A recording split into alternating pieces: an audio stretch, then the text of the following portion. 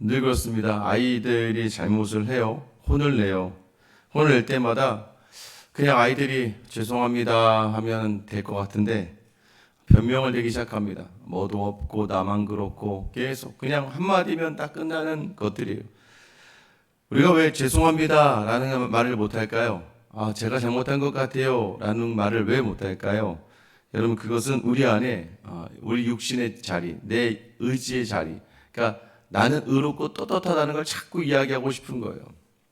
여러분 주변에도 그런 분들도 있죠. 뭔가를 책망하려고 한 건 아닌데 이게 왜 그래요? 라고 했는데 내가 안 그랬대. 나는 그거랑 상관이 없대. 나는 모른대. 예를 들면 어떤 일들을 향할 때 그렇게 이야기하시는 분들이 있습니다. 아이들도 마찬가지죠. 아이들도요, 어떤 일들을 잘못했을 때 그냥 아빠 죄송해요. 그러면 사실은 끝날 일들이 많습니다. 다음부터 또 잘못할 건 알지만 그래, 다음부터는 그렇게 하지 마 라고 이야기하죠. 그런데 또 죄송합니다라는 그냥 일반적인 말도 습관이 되면 참 무섭습니다. 여러분 기억하셔야 됩니다. 하나님은요, 두 가지 성품을 가지고 계세요. 하나는 공의라는 거예요. 공의. 하나님은 공평하게 의롭게, 그러니까 하나님 모든 사람에게 의롭게 대하신다. 이 얘기는 뭐냐면 하나님의 기준을 정해놓으시고 그 기준대로 하나님께서 꼭 갚으신다는 거예요. 그런데 또 하나님의 성품 중에 하나는 바로 사랑입니다. 공의는 반드시 죄에 대해서 갚으신다. 그런데 또 하나는 무궁한 인자와 자비를 그 사랑을 가지고 계신 하나님이다. 이 두 가지 성품이 공존합니다. 그런데 이 두 가지가 반대되는 것이냐? 그게 아니라는 거예요. 하나님은 공의를 행하셔야 되는 분이기 때문에 하나님은 그 공의를, 우리가 지은 모든 죄의 공의를 자기 자신에게 부어버리시는 거예요. 자기 아들, 독생자에게 우리에게 행해야 될 그 공의의 자리를 다 부어 넣었다는 거예요. 여러분, 이게 우리에게 얼마나 큰 자유를 주냐면 우리가 살아가면서 큰 죄를 짓습니다. 또 살아가면서 우리 죄인처럼 살아가요. 그럼에도 불구하고 하나님은 이미 우리의 삶에 이 천국을 가냐 안 가냐, 영생을 가냐 안 가냐, 이 원죄, 그러니까 아담으로부터 우리에게 계속해서 내려오는 이 죄를 자기 아들에게 쏟아 부으셔서 이미 끝내버리셨다는 거예요. 그리고 여러분, 우리가 죄송합니다만 무엇을 해도 저희 아이들이 그럴 일 전혀 없겠지만 앞으로 일어나면 안 되겠지만 설령 사람을 죽였다 할지라도 저희 아이들은 제 자녀예요. 절대 저는 그 아이들을 포기하지 않아요. 하나님께서 우리가 살아가는 모든 자리에서 악하고 더럽고 아무리 추하다 할지라도 하나님은 우리를 자녀 삼으신 그 자리를 다시 돌이키지 않으신다. 그게 하나님의 강력한 우리를 부르신 부르심이고 하나님이 우리를 반드시 견인하셔서 영광의 자리로 인도하신다는 하나님의 놀라운 뜻이에요. 그러니까 결국 이 공이라는 게 더 큰 사랑을 드러내기도 하고 하나님의 사랑은 때로는 공이라는 것을 알게 하는 것. 그래서 이 하나님의 두 가지 성품은 공존해서 간다는 거예요. 이게 우리에게 주는 유익이 무엇이냐? 여러분, 우리로 하여금 늘 하나님의 온전한 성도의 삶을 살게 하는 것. 하나님은 두렵거든. 하나님 반드시 죄에 대하여 갚으신다. 그러나 하나님은 이미 우리를 사랑하셨다. 그런 수많은 죄에도 불구하고 우리를 영생의 죄로 약속해 주신 분이다. 여러분, 이것을 우리로 알게 한다는 거예요. 오늘 본문을 통해서 또 우리가 한번 생각해 봐야 될 것. 여전히 다윗이 밧세바를 범하고 그 우리아를 죽이고 그 모든 것을 그냥 잘 덮고 하는 것이 끝나는 거 보이지만 하나님 보시기에는 악했다라고 이야기해요. 여러분, 그 악한 일이 그냥 덮어질 줄 알았어요. 그런데 하나님은요, 반드시 죄를 드러내시는 분이라는 거예요. 여러분, 하나님은 죄를 드러내신다. 1절에 보면 여호와께서 나단을 다윗에게 보내시니라고 해요. 하나님은 아신다는 거예요. 그리고 하나님은 절대 죄를 간과하지 않으신다는 거예요. 여러분, 죄를 왜 간과하지 않으셔야 돼요? 공의의 하나님이시기 때문입니다. 여러분, 그리고요, 나단을 보내서 가장 다윗이 확실하게 깨달을 수 있는 방법으로 이 다윗에게 이 자신의 죄를 보여주는 거예요. 어떤 내용이에요? 두 사람이 있는데 한 사람은 부자고 한 사람은 가난하고, 이 가난한 사람에게는 암 양 새끼 하나가 가족처럼, 지금 요즘으로 따지면 여러분의 애완견처럼 가족처럼 지내고 있었다는 거예요. 같이 자기도 하고 같이 다니기도 하고 하면서 이 암양을 가족처럼 여겼는데 이 부자가 어느 날 손님이 왔는데 손님을 대접하기 위하여 자기의 것은 아까우니까 이 암양 새끼, 가난한 사람의 것을 빼앗아서 그 사람을 잡아서 그걸 잡아서 그 사람에게 대접했다는 거예요. 여러분이 들어도 말도 안 되죠. 근데 여러분 이 이야기를 하는 내내 그 부자는 누구일까요? 이 다윗이겠죠. 그 가난한 자는 우리야겠죠. 여러분 5절에 보면 다윗이 그 사람으로 말미암아 노하여 나단에게 이르되 여호와의 살아계심을 두고 맹세하노니 이 일을 행한 그 사람은 마땅히 죽을 자라. 누구예요? 자기 자신입니다. 여러분 왕이라고 해도 하나님의 법 앞에서 여호와의 살아계심 하나님의 법 앞에서는 모두가 다 동일하다는 걸 이야기하는 거예요. 결국 그 자신조차 죽을 사람, 죽을 죄인이라는 걸 이야기하는 거예요. 우리는 늘 이렇게 생각해요. 우리가 기도를 좀 많이 하고 우리가 좀 성경을 많이 읽고 우리가 좀 누구에게 선을 행하면 좀 우리가 뭔가를 베풀면 나 자신이 다른 사람보다는 뭔가 다르다라고 느껴지는 교만의 자리가 늘 있습니다. 여러분 그런데 자세히 엄밀히 바라보다 보면 저도 그렇더라고요. 여러분 저도요.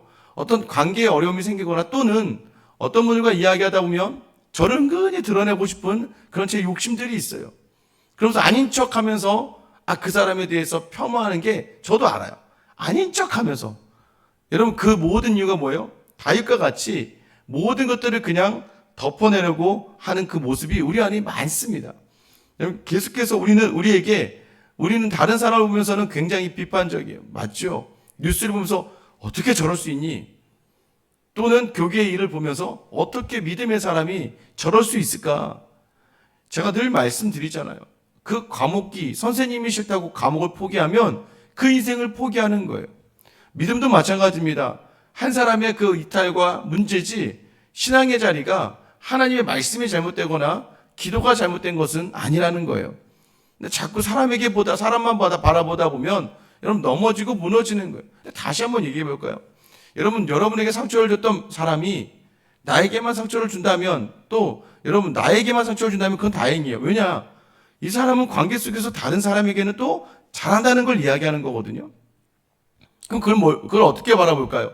믿음의 사람은 그럼 내가 이 사람에게 좀 더 배려해서 이 사람과 나의 관계를 사랑으로 좀 더 친밀하게 만들어낼 그럴 자리들을 고민하고 염려하게 되는 거겠죠. 무슨 말이냐면 모두에게 똑같이 악한 사람은 그냥 악한 사람이에요. 그냥 그러려니 하면 됩니다.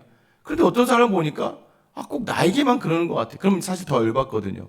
다른 사람한테는 안 그러는데 나한테만 그러는 것 같아. 그럼 좀 열이 받아. 그런데도 여러분 잘 돌아보면서 생각해 보시면 그럼 나는 그런 관계 개선을 위해서 진심으로 마음으로 준비하고 또 기도하며 지혜를 구하며 있었는가? 여러분 그 자리 뭐냐면 우리도 악하다는 거예요. 우리도 어떤 관계 속에서요. 많은 사람들 앞에서요. 내가 좀 낫기를 바라는 것. 여러분 오늘 나단은요. 다윗을 향해서 이렇게 이야기합니다. 7절이죠. 나단이 다윗에게 이르되 당신이 그 사람이라. 어쩌면 이 말은 이 새벽에 나온 저와 여러분을 향한 하나님의 말씀인 줄 믿으시기를 축원합니다. 왜 누굴 탓하니? 아닌 척하며 살아가지 말아라. 덮어놓고 막 그냥 죄를 덮고 막 바세바를 데려오면 세상이 보기에는 좋은 왕처럼 보이지만 우리 안에 얼마나 우리가 추악한지를 우리는 알잖아요. 우리가 얼마나 많은 생각을 하고 나를 위해서 얼마나 많은 변명과 나를 위해 얼마나 수많은 장벽들을 세워놓고 나는 의인인 양 그렇게 살아가잖아요. 여러분 이렇게 얘기하면 또 여러분들 마음이 불편하시죠? 이거 제 얘기라는 거예요. 제 얘기라는 거예요. 목사로 있으면서 여러분 저는 늘 좋은 사람으로 보이고 싶은 마음이 있거든요.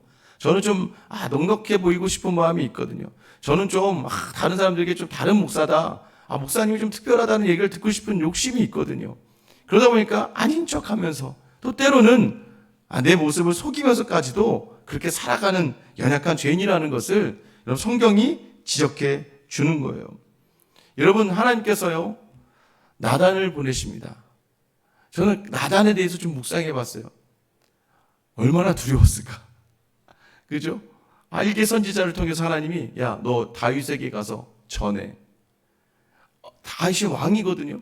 왕에게 가서 당신이 지금 우리아를 죽였고 당신이 밧세바를 범했고 여러분 이 얘기 할 수 있었겠습니까? 저는 나단이 하나님의 말씀을 듣고 얼마나 간절히 기도하지 않았을까? 왕에게 어떻게 보면 죽으면 죽으리라는 마음으로 나온 거잖아요. 에스더가 왕 앞에 나가는 것처럼 나단이 나온 그 심정을 한번 헤아려 보세요. 얼마나 이 나라를 사랑하고 하나님 말씀을 얼마나 두려워하고 하나님 말씀. 그런데 우리가 알아야 될 건 하나님 말씀을 주셨으면 전하는 거예요. 두려워하지 말고 전하는 겁니다. 혹여나 여러분 기도를 막 하시다가 교회의 모든 일들에 대해서 하나님이 이게 아니라고 주시는 마음 같은 게 있으면 언제든지 저에게 말씀해 주세요. 물론 저도 그 말씀을 이렇게 들을 수 있는 그런 하나님의 사람이 되어야겠죠. 여러분, 그런데 중요한 건 뭐예요? 어떤 마음으로 우리가 살아가는가를 보니까 나다는 늘 그냥 말씀대로 가감 없이 하나님이 주시는 마음 그대로, 그러나 지혜를 구했던 것 같아요. 가장 다윗이 이해할 수 있는 하나의 이야기를 가지고 다윗 앞에 섰던 것 같아요.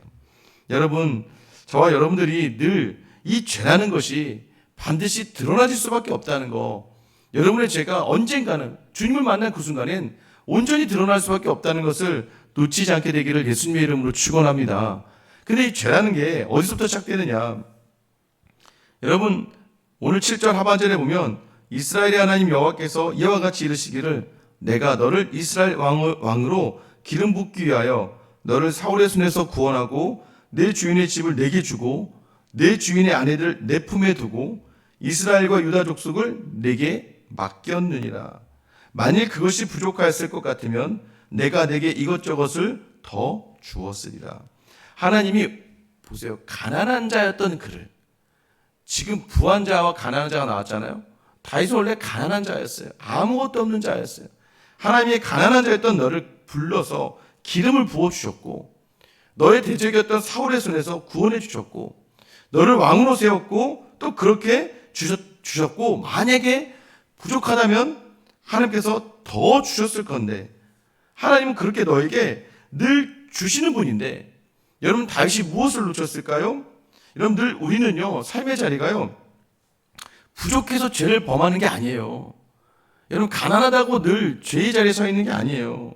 충만한 자리를 놓치고 그 충만한 은혜의 자리에서 감사와 만족을 놓치며 살아가는 것, 여러분 그렇게 죄를 범하며 살아가는 겁니다. 여러분 주신 것들을 한번 헤아려 보라니까요. 내게 주신 것을 한번 헤아려 보세요. 힘들어요. 요즘 너무 어려워요. 맞아요. 근데 자세히 보니까 너무 힘들고 어려운데 배가 고프면 애들 치킨 배달시켜 먹고 먹을 게 없으면 나가서 애들 배달시켜주고 차도 좋은 차 몰고 다니고 꼭 맛있는 케이크 먹고 싶은 거 다 먹고 하고 싶은 거 다 하면서 항상 우리 힘들대요. 여러분 정말 힘든 게 무엇일까요? 그것은 풍족함, 하나님이 주신 자리에서 하나님이 주셨다는 것을 잊고 살아가는 거예요. 어느덧 입에서 늘 불평과 원망만 나오고 감사가 나오지 않아요. 기쁨이 나오지 않아요. 지금도 금방 새벽에 나와서 새벽에 나온대요. 이렇게 나오려고 하는데 갑자기 현관문이 열리면서 이제 어떤 이제 아마 택배 하시는 분 같아요. 아니, 들어오면서부터 욕이란 욕을 다 하면서 막 이만한 짐을 들니까 힘들었겠지만 내가 볼 때 그러면 구름알을 끌고 오면 될 것 같은데 굳이 그걸 자기가 새벽부터 지고 막 입으로 온갖 욕을 다 하는 거예요. 막 에이씨 막 욕하면서, 그러니까 제가 안 보였어요. 이렇게 짐을 싸갖고 있으니까 자기 혼자 있는 줄 알았겠죠. 새벽에 들어오면서부터 욕을 하면서 어떤 새끼 집이 이렇게 무거워 부터 시작해서 막 욕이란 욕을 다 하고 들어오는데 제가 안 보였는데 아침 새벽을 시작한 제 기분이 굉장히 안 좋더라고요. 그리고 또 한편으로는 어떤 마음이 드는지 아세요? 저 사람은 지금 지옥의 일을 하고 있구나. 그 일을 하면서 지옥을 경험하는 거예요. 일도 힘들어 죽겠는데 마음까지 막 부정적이게 되니까 뭐예요? 그래도 새벽에 내가 건강해서 여러분 좀 하나만 좀 바꿨다면 얼마나 좋을까? 그 순간 저도 잠깐이지만 새벽에 피곤한 몸을 이끌고 나오는 자기가 그래도 여러분 보세요. 그래도 감사하잖아요. 저뿐만 아니라 새벽에 함께 이 자리를 같이 은혜의 자리에 함께 하려고 하는 성도들이 다 잠을 깨우고 또 멀리서도 오고 그러면서 같이 함께 하나님 은혜 받고자 왔으면 하나님 내게 이 자리 주신 것 감사하고 이 자리에서 말씀 전하게 해주신 것 감사하고 그렇게 서 있는 것 감사하면 여러분 이 자리는 더 풍성한 자리가 되는 거예요. 주신 것들을 헤아리면서 놓치지 않는, 여러분 그 자리가 어떤 자리인 줄 아세요? 오늘 이 다윗이 범한 자리를 성경은 이렇게 이야기합니다. 10절에 보시면 이제 네가 나를 업신여기고 라고 얘기해요. 9절에도 사실 반복합니다. 9절에도 그러한데 어찌하여 내가 여호와의 말씀을 업신여기고. 여러분 우리가 풍족함에 주신 것에 감사하지 않는 삶이 뭐냐면 업신여기는 거, 하나님을. 여러분 정말 다윗의 죄는 뭐였냐면 어느 날 그가 문득 보니까 자기의 삶에 스스로 도취되어서 하나님이 주신 것들 다 잃어버리고 감사를 다 잃어버리는 그 삶, 그게 뭐예요? 하나님을 업신여기는 거. 그러니 가난한 자의 암양 새끼를 빼앗은 부자처럼 네가 지금 수많은 양과 수많은 것들이 있는데도 불구하고 그 작은 것 하나에 더 욕심을 내는 삶, 여러분 그게 하나님을 업신여기는 거예요. 어떤 분들이 그런다는 거예요. 조금 마음이 불편해지고 어려워지면 네가 내 마음을 알아? 네가 내 상황을 알아? 너는 나의 삶을 모르잖아 라고 얘기하는데, 여러분 모든 인생 다 두렵고 어렵고 힘들다는 걸 놓치지 않으셔야 됩니다. 어떤 인생이요? 감히 어떤 인생을 여러분이 감히 정합니까? 넌 나보다 힘들지 않잖아? 그럼 그건 어떻게 정해진 법칙인가요? 그거 굉장히 교만한 말입니다. 그거 굉장히 완악한 말이에요. 나보다 더 힘든 사람이 어디 있어? 이 얘기는 똑같아요. 나보다 더 똑똑한 사람이 어디 있어? 이 얘기가 똑같다고 보시면 됩니다.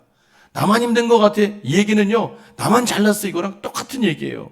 아주 교만한 얘기입니다. 하나님 앞에서. 어떻게 다른 사람 인생을 자기가 판단을 합니까? 말만 안 했을 뿐이지, 표현만 안 했을 뿐이지, 하루하루가 아무리 궁궐 같은 집에 살아도요, 늘 눈물을 흘리며 살아가는 사람이 있어요. 그럼 또 이렇게 얘기하죠. 나도 그런 눈물을 그런 눈물을 흘려도 좋으니까 부자 큰 집에서 살았으면 좋겠다. 여러분 그거는요, 감당하지 못하는 거예요, 사람마다. 하나님이 주신 자리에 풍성함을 찾을 수 있는 그런 지혜가 여러분에 있게 되기를 예수님의 이름으로 축원합니다. 그럼 어떻게 해요? 그래, 좋아. 그럼 하나님이 뺏어 가신다는 거예요.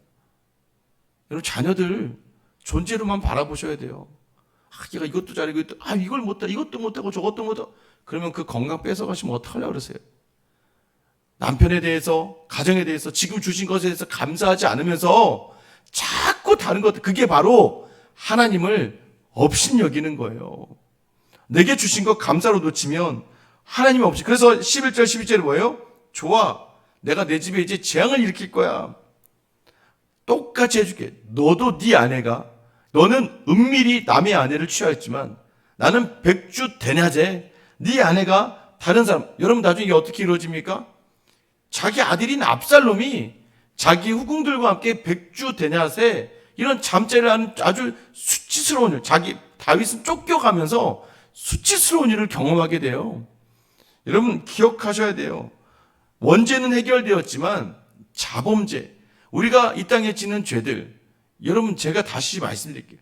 공부를 하루에 10시간 한 애가 있고 공부를 하나도 안 한 애가, 근데 얘는 믿음이 되게 좋아.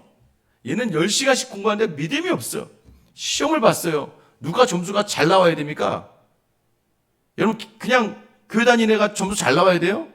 공부 10시간 한 애가 점수 잘 나와야 되는 게 공평한 거 아닙니까? 여러분 직장 다녀도 예수 믿는 직장 동료들이 있고 예수 안 믿는 직장 동료들이 있어요. 근데 예수 안 믿는 직장 동료들은 와서 성실하게 겸손하게 다른 사람 배려하면서 일을 해요. 근데 예수 믿는 애는 기도 정말 많이 하는 것 같아. 근데 욕심도 많고 자기 것만 챙기고 아무것도 하지 않아. 여러분 누가 잘 되길 바라세요? 똑같은 논리 아니겠습니까? 여러분 하나님은요 우리에게 원죄는 이미 해결해 주셨어요. 물론 이 사람 하나님이 사랑하신다고 하니까 하나님께서 뭐 천국 가는 거야, 이 사람이 주신 은혜겠죠. 그런데 여러분 우리가 이 땅을 살아가면서 죄를 범하면 그 죄는 반드시 드러나지게 돼 있는데 그 죄의 이유가 하나님을 놓쳤다는 거예요. 하나님을 업신여긴다는 거예요. 왜 이 사람은 교만하고 왜 사람과 협업하지 않을까요? 하나님이 주신 자리라고 여기지 않으니까 그러는 거예요. 내게 주신 것에 대한 하나님을 놓쳐버리니까 그런 거예요. 오늘 여러분으로 하여금 찬양하게 하시고 기도하게 하시고 이 새벽에 여러분을 깨우셔서 여러분에게 하나님과 함께 할 수 있는 이 놀라운 기적의 새벽의 현장을 주신 하나님께 감사하는 여러분 되시길 예수님의 이름으로 축원합니다. 여러분 그 감사를 좀 놓치지 않으셨으면 좋겠어요. 걸어다니는 것도 은혜요. 차가 있었으면 좋겠다. 걸어다니고 싶어도 걸어다니지 못하게 하시네. 그럼 하나님이 늘 차만 타게 하시게 할까요? 아예 걷지 못하게? 늘 차만 타고 다니게? 여러분, 하나님께 주신 것을 감사하지 않으면, 여러분도 자녀들이 그러잖아요. 엄마 아빠가 잘해서 준 건데 감사로 여기지 않아. 어떻게 해요? 내놔 그냥. 야, 그거 내놔, 너 싫으면. 여러분, 이런 두려움과 떨림, 하나님을 업신여기지 않는 마음이 여러분에 있게 되기를 예수님의 이름으로 축원합니다. 그래서 우리에게 원하는 자리가 뭔지 아세요? 다윗이 나단에게 뭐라고 이야기합니까? 13절, 다윗이 나단에게 이르되 내가 여호와께 죄를 범하였노라 하며. 이게 뭐예요? 어떤 변명도 없어요, 여러분. 사실 내가 했잖아. 이게 아니지. 우리는 늘 변명을 대요. 우리는 늘 핑계를 댄단 말이에요. 그런데 오늘 회개는요, 하나님, 제 잘못입니다. 제가 잘못했습니다. 한 몇십 년 전에 천주교에서 우리나라 붙여놓은 스티커 있잖아요. 내 탓이요. 내 탓이요. 맞아요, 여러분. 내 탓인 것 같아요. 새벽에 오신 여러분만큼 이걸 놓치지 말아야 돼요. 아니, 왜 저 사람 왜 저럴까? 내 탓이에요. 이 나라 민족은 왜 힘들까? 내 탓이에요. 나라 민족을 위하여 눈물로 기도하지 않았어요. 여러분, 교회 안에서도 마찬가지죠. 목사나 중직자나 교육자나 사람 보면서 왜 상처받을까? 저 사람 왜 저래? 그거 내가 기도하지 않았어요. 여러분, 우리의 삶의 자리를 늘 돌아보세요. 회개는 뭐예요? 이유되지 않고 뭔가 걸지 않고 하나님, 제 잘못입니다. 여러분, 거기에 다시 생명이 있음을 놓치지 않게 되기를 축원합니다. 나의 생명은 하나님 앞에 절대적인 회개의 고백이 속에 있는 거예요. 13절 하반절에 나단이 뭐라고 해요? 나단이 다윗에게 말하되 여호와께서 당신의 죄를 사하셨나니 당신이 죽지 아니하려니와. 다윗도 자기 입으로 마땅히 죽을 죄라고 얘기했어요. 당연히 죽을 죄라고 이야기했는데 그 다윗이 죄를 회개를 하자 하나님은 너는 죽지 않는데요. 여러분, 오늘 여러분의 회개가 여러분의 생명을 살리는 자리라는 것을 놓치지 않게 되기를 축원합니다. 나의 생명을 살리는 회개. 어제도 마찬가지죠. 또 기도하실 때 하셔야 돼요. 하나님, 어제 제가 분노하고 제 자신을 낙심하고 제 자신을 교만하고 제 인생을 판단하고 다른 사람 인생을 판단하며 무너진 모든 죄를 회개합니다. 그 회개에서부터 하나님 다시 나에게 생명을 주는 거예요. 그러나 여러분, 그럼에도 우리가 두려워해야 될 건 뭐예요? 죄의 자리예요. 14절입니다. 이 일로 말미암아 여호와의 원수가 크게 비방할 것을 얻게 하였으니 당신이나 나이가 반드시 죽으리이다 하고. 죄의 싹은 사망이에요. 이 일로 여호와의 원수가 크게 비방할 것을 얻었다. 그 아이는 죽게 될 것이다. 여러분, 그 아이는 왜 죽어야 될까요? 죄의 값이라는 게 있어요.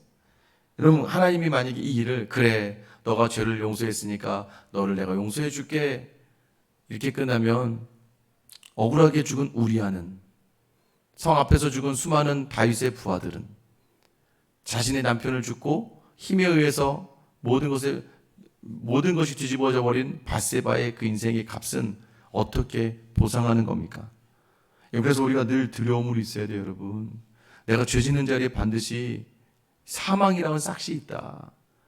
마음이 어려운, 그러니까 믿음이 있는 사람들은 늘 두렵고 떨림으로 주님을 바라봐야 되는 거예요. 우리의 죄가 영원히 감추어지지 않는다. 하나님 앞에 서 있다는 거, 영혼의 CCTV가 우리를 바라보고 있다. 근데 그 자리에서 뭐에 집중해야 돼요? 너무 또 하나님이 이렇게 보신다, 무섭다 이게 아니라 내게 주신 풍성한 자리를 더 발견해내고 더 겸손하고. 여러분, 영적인 강함이 도덕적인 강함을 이야기하는 건 아니에요. 영적인 강함을 통하여 내 삶의 도덕적인 모든 자리를 은혜로 채워가야 돼요. 그래서 바울이 얘기하는 거예요. 누구든지 서 있는 자는 넘어질까 조심하라. 나는 됐지. 이런 사람 없습니다. 그리고 회개는요, 고백만으로 멈춰지는 게 아니에요. 여러분, 오늘 회개했다면 다시는 그 일을 범하지 않으려고 마음에 결단해야 돼요. 그래도 해요. 그런데 또 결단해야 돼요. 그래도 하거든요. 근데 또 결단하는 거예요. 제가 얘기했죠. 회심은 점이란 말이에요. 점을 계속 찍어서 온전한 회개라는 선이 나오도록 계속 거기다 점을 찍어대야 돼요. 그래서 볼 수 있어야 돼요. 그래서 그것이 계속 되다 보면 누가 이기는지 여러분 알게 될 겁니다. 한번 해보세요. 저도 제 안에 너무 싫은 모습이 있었어요. 그럼 그게 너무 싫으니까 하나님 앞에서 하나님 기도해. 하나님, 저 이거 너무 싫어요. 이런 저의 모습이 너무 싫어요. 그런데 여러분 또 범해. 나는 정말 연약하구나. 또 기도해. 하나님, 저 이거 모습이 너무 싫어요. 그럼 여러분 기도를 놓지 않고 가다 보면 어느 날 시간이 와서 보니까 그 일을 내가 하지 않고 있는 거예요. 신기하더라고요. 여러분 그게 하나님이 주시는 놀라운 능력이라는 것이에요. 그게 회심의 능력이에요.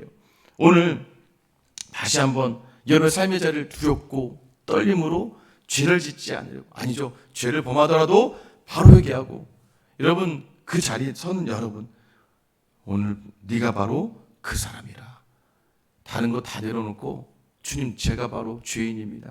주님 앞에 나의 모든 것을 내려놓고 다시 주님과 함께 동행하는 주님의 임재를 내게 허락하여 주시옵소서. 여러분 이 일을 통하여 다시 생명으로 인도하신 하나님을 경험하는 오늘 하루의 여러분의 삶이 되기를 예수님의 이름으로 축원합니다. 기도하겠습니다. 사랑의 하나님 아버지, 우리는 늘 우리의 삶의 자리를 놓고 감사와 기쁨보다는 늘 불평과 원망과 낙심으로 우리의 삶을 살아갑니다.